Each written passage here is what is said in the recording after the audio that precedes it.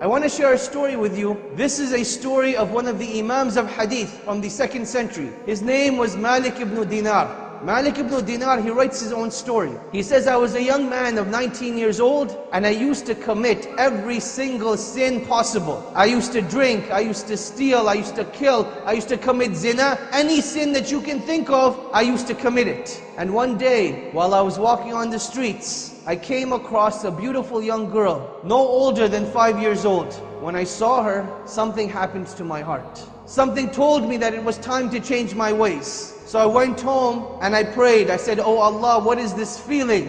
What is happening to me? So I decided that at that time I would start to change my ways. I decided to get married. Lo and behold, 9 months later, Allah subhanahu wa ta'ala grants me a beautiful young girl named Fatima. Fatima became the coolness of my eyes and the warmth of my heart.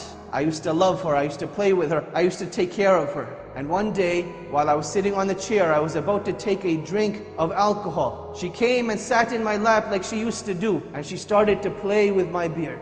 And as I was about to take a sip, she hit my hand and the glass went flying away. I thought to myself at that time, had it been anyone other than Fatima, I would have struck their neck.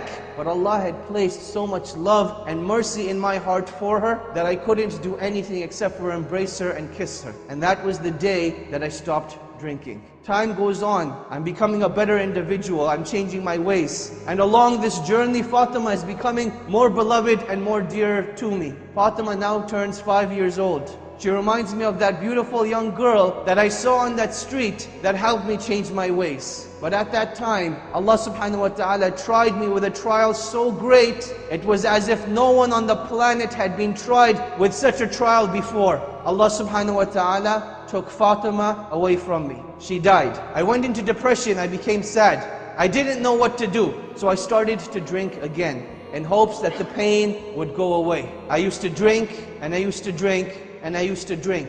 In the nighttime I would drink so that I could pass out during the day, and during the day I would drink so that I could pass out during the night. And one day when I passed out during the day, Allah subhanahu wa ta'ala showed me a vision. The day of judgment had begun, and as I arose, other people arose as well. And there was chaos everywhere, people were running, yet I had no idea what they were running to or what they were running from. And as I started to run with the people, I noticed that I was the only individual that had a giant black snake right behind him. The more I ran, the quicker I ran, the quicker the snake came. So I ran and I ran and I ran until I came to the foot of a mountain. And I saw this old man with a beautiful white beard and beautiful white hair and beautiful white clothes. But he was very old.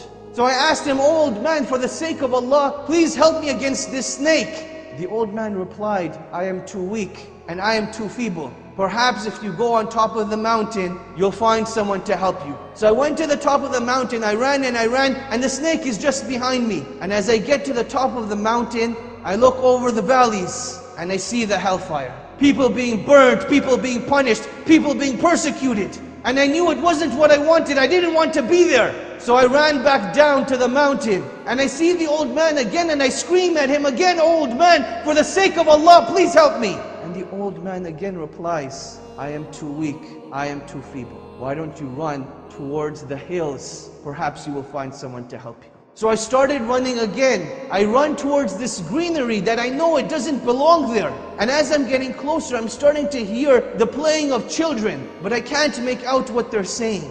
And as I get closer, I start to make out the words. The children are saying, oh Fatima, go and help your father. Oh Fatima, go and help your father. I think to myself, could it be Fatima, my own beloved daughter, the one that had passed away? And as I get closer, the silhouette of her shape starts to become more clear. And I can make out that it is actually Fatima. And her arms are wide open, waiting for me to come and embrace her. And I get closer, and Fatima takes me in. With her right hand, she embraces me, and with the left hand, she pushes the snake away. At that time, I couldn't make sense of what was going on. Where had I come? What was happening?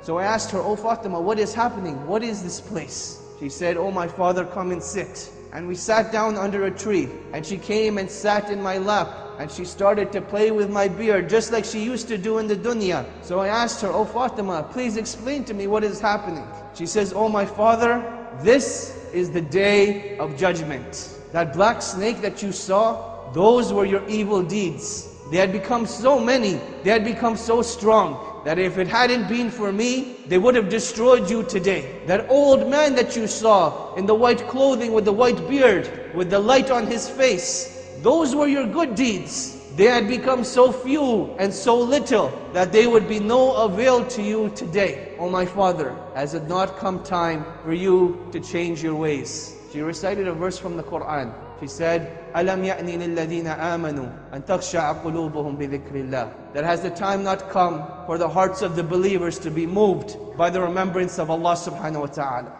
At that time, Malik Ibn-Dinar, he woke up. He wakes up and he hears the adhan of Maghrib going off. He makes wudu and he hurries to the masjid.